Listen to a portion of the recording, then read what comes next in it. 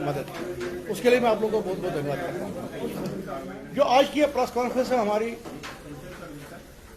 Justice delayed is justice denied.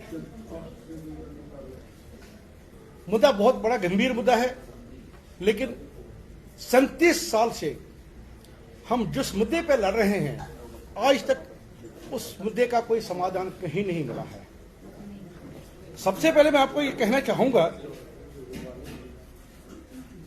पिछले साल एक सरला भट्ट का केस खोला गया, इस साल गिरिजा टिक्कू का केस खोला गया, लेकिन अभी तक उन केसों की क्या हालत है कोई नहीं जानता। क्या वो इनकी इन्वेस्टिगेशन हुई है, नहीं हुई है, आईवाश है, क्या है। इसी बीच में एक और केस है जो मेरे पर्सनल बेटे का है, मेरे खुद के बेटे का है। मैं आज उस पर भी कुछ रोशनी डालना चाहता हूं कि हम किस सिस्टम में बंधे हैं। अगर हमको इंसाफ नहीं मिलेगा तो हम इंसाफ के लिए कहां जाएंगे। 3 जुलाई 2019 को मेरे बेटे की हत्या होती है अनंतनाग में। उसको चंडीगढ़ से किडनैप करके अनंतनाग में लाया जाता है और वहां पे उसकी हत्या की जाती है। उसके बाद पुलिस ने चालान पेश किया, क्राइम ब्रांच ने इन्वेस्टिगेशन की, लेकिन जो एक एक्चुअल इन्वेस्टिगेशन होनी चाहिए वो नहीं हुई। तो क्या मैं ये मानूं कि भारत सरकार कश्मीरी पंडित के प्रति कोई वफादार नहीं है, जबकि कश्मीरी पंडित भारत का सबसे बड़ा वफादार आदमी है।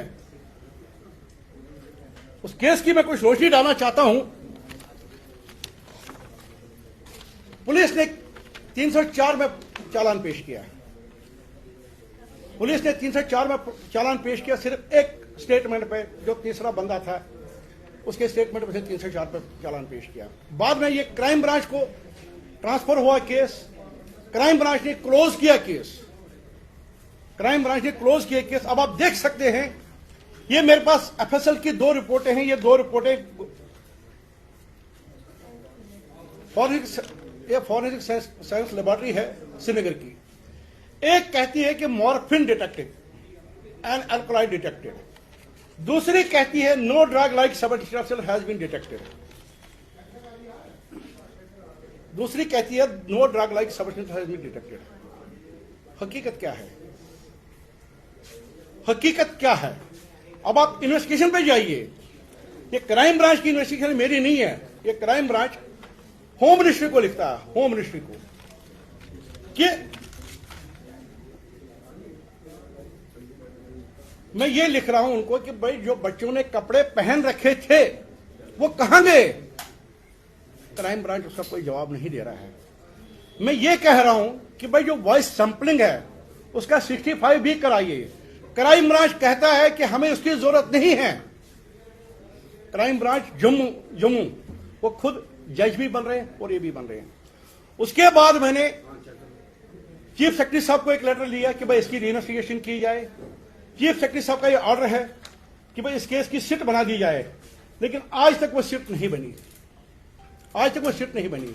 उसके बाद में हमारे माननीय गृह मंत्री जी अमित शाह जी को लेटर लिखता हूं कि भाई इस केस की रीइन्वेस्टिगेशन की जाए, लेकिन उसको भी ठंडे बस्ते में डाल दिया। जब मैं इस केस की डीप तक चला गया, बड़ी मतलब गहराई तक चला गया, तो मुझे एक फोटो मिला। ये फोटो मैं सबको दिखाना चाहता हूं, ये फोटो मैं सबको दिखाना चाहता हूं। ये जो हमारे माननीय गृह मंत्री जी इसका ये फोटो है, निसार अहमद खान है इसका नाम। इसके घर में मेरा बेटा 5 दिन था, 5 दिन। 6वें दिन उसको पहाड़ी पे चढ़ा के वहां पे उसका मर्डर कर दिया। अब आप ये व्हाइट कॉलर जो टेररिस्ट है ये कैसे मैनेज करते हैं कि अपने आप को हाई प्रोफाइल बनाने के लिए, कि इन्होंने कैसे मैनेज किया कि अमित शाह जी के साथ इन्होंने फोटो खींचा। अब मुझे बताइए, जम्मू एंड कश्मीर का ऐसा कौन सा अधिकारी, इवन एलजी, इवन आपका minister of state of home Nityanand Rai, जिससे मैं 2 बार मिला हूं, मुझे यह बताइए किसकी हिम्मत है इसके खिलाफ कोई हाथ डाले? क्या इंसाफ यही है? क्या व्हाइट कॉलर, हम बोलते हैं टेररिज्म है क्या? This is white collar terrorism, जिसपे हमें अटैक करना है, जिसपे आज हमें मतलब जिसको हमें जड़ों से उखाड़ना है। अगर ये व्हाइट कॉलर टेररिज्म आज की डेट में हमारे सिस्टम में हमारे सिस्टम में यहाँ पे चल रहा है, उसके जिम्मेवार कौन है? इसी का एक फ्रेंड है जो क्राइम ब्रांच में, क्राइम हेडक्वार्टर में बहुत बड़े पोस्ट पे है। उसकी 7 साल में 3 प्रमोशन होती है। किस लिए? उसने इस केस को, केस नंबर 134/2019 पुलिस स्टेशन सदर अनंतनाग, उसको 3 प्रमोशन मिली केस को रफा दफा करने के लिए।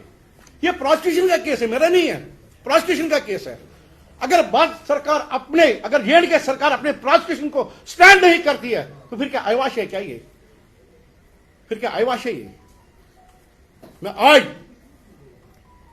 हमारे माननीय अमित शाह जी से कहना चाहता हूं कि जितने भी केसेस है उनको सीबीआई को ट्रांसफर कीजिए, उनको एनआईए को दे दीजिए, उनको किसी और एजेंसी को दे दीजिए, क्योंकि यहां पे वही लोग सिस्टम में हैं जो 1990 में किसी और सिस्टम के साथ है। वही लोग आज भी सिस्टम में हैं, वही लोग आज भी सिस्टम चला रहे हैं। पैरेलल गवर्नमेंट चल रही है। अगर ये आदमी मैनेज कर सकता है अमित शाह के साथ फोटो खींचना, अगर ये मैनेज कर सकता है, मुझे बताइए जेएंडके गवर्नमेंट में कौन सा ऐसा अफसर है, इवन हमारे माननीय एलजी महोदय जिनसे मैं 2 बार मिला हूं, उन्होंने भी इस केस को रीइन्वेस्टिगेट करने की हिदायत दी थी आईजी कश्मीर को। लेकिन आईजी कश्मीर ने क्या किया? एसएसपी अनंतनाग आशीष मिश्रा को लगा दिया। आशीष मिश्रा ने 2 दिन लगाए उसमें। 2 दिन के बाद बोला, दिलीप जी ये अभी क्राइम ब्रांच के पास केस है, हम इसमें कुछ नहीं कर सकते। अब क्राइम ब्रांच का देखो, क्राइम ब्रांच की इन्वेस्टिगेशन मैं आपको सबको दे देता हूं। ये क्राइम ब्रांच की इन्वेस्टिगेशन है। बोलते हैं कि भाई हमें नार्को ये नहीं कराना है, हमें ब्रेन मैपिंग नहीं करानी है। क्यों नहीं करानी है? अगर ब्रेन मैपिंग होती है तो इसका बेटा जिसने किडनैप किया उस बंदे को, उसका बेटा वहां इन्वॉल्व होते हैं। 2 बच्चों की डेथ हुई है, ये 2 बच्चों की डेथ हुई है। मगर आज तक मुझे इंसाफ से महरूम रखा गया। कोर्ट ने ऑर्डर दिया कि भाई अगर डिफेक्टिव कंप्लेनेंट को कोई और इश्यू है, जो इन्वेस्टिगेशन एजेंसी है वो बाहर नहीं है फर्दर इन्वेस्टिगेशन करने के लिए। लेकिन वहां पे भी क्या होता है? वहां पे भी वो बोलते हैं कोर्ट में केस चला गया लेकिन अब हम कुछ नहीं कर सकते हैं। जबकि मैं सुनील गुप्ता जी जो हमारे आईजी क्राइम थे, मैं उनका बहुत बड़ा शुक्रगुजार हूं, जिन्होंने इस केस को रीओपन करने की बड़ी कोशिश की। लेकिन क्राइम ब्रांच में वही जो ठेकेदार बैठे हैं जिनको 3 प्रमोशन मिली आउट ऑफ टर्न, उन्होंने फिर केस को रफा दफा किया। फिर मेरे पास लेटर आ रही है कि Dilip ji we are unable to reopen this case. आपको क्या लगता है कि इंसाफ क्यों नहीं मिला? देखिए, being a Kashmiri Pandit, being a patriot, मेरे जैसा पैट्रियट हमारे हिंदुस्तान में कोई नहीं मिलेगा। मैंने अपनी पुश्तैनी जमीन छोड़ी, मैंने अपना पुश्तैनी घर छोड़ा, मैंने अपना सब कुछ छोड़ दिया सिर्फ एक भारत माता के लिए। उस भारत माता ने मेरे को क्या दिए? दर्द, जख्म क्या दिए? मैं अकेला नहीं हूं, मेरे पास आरटीआई पड़ी है, जो जेएंडके गवर्नमेंट की आरटीआई पड़ी है। उसमें एक सर्वानंद प्रेमी, जब मैंने आरटीआई का जवाब मेरे पास आया, सर्वानंद प्रेमी और उसका बेटा, उस आरटीआई में उसका नाम मिसिंग है। सरकार के पास आंकड़े हैं 219 लोगों के, जो हमारे मतलब जितने भी हमारे ये चल रहे हैं, ऑर्गेनाइजेशन चल रही हैं, किसी का पास 750 का डाटा है, किसी का 950 का डाटा है, और जो लास्ट डाटा है दैट इज 1378, 1378 लोगों की हत्या हुई है कश्मीर में। उनका इंसाफ कौन करेगा? मुझे यह बताएं, अगर ऐसे व्हाइट कलर लोग हमारे सिस्टम में चल रहे हैं, उनका इंसाफ कौन करेगा? आप चाहते क्या? ये प्रेस कॉन्फ्रेंस के माध्यम से क्या कहना चाहते हैं? मैं इंसाफ चाहता हूं। Justice is not revenge. इंसाफ कोई एक इंतकाम नहीं है। इंसाफ मेरा हक है, राइट टू लिव, मेरा हक है, राइट टू एस्केप। लेकिन राइट टू लिव मेरे लिए कहां है? मैं 37 साल से अपने ही देश में ऐसा पंडित हूं जो अपने देश में दंडित है।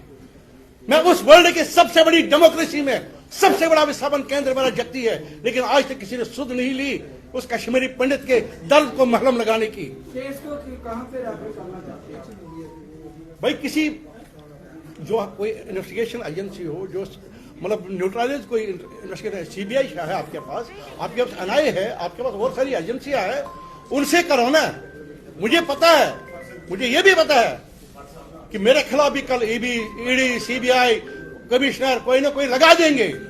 ये भी नहीं मुझे पता कि शायद यही व्हाइट कलर लोग कल मेरी हत्या भी करवा सकते हैं, ये भी मुझे आज पता है। लेकिन जो मेरा दर्द है, 7 साल से मैं लड़ रहा हूं इस इंसाफ के लिए। ये केस एनआईए कोर्ट अनंतनाग में चला गया था।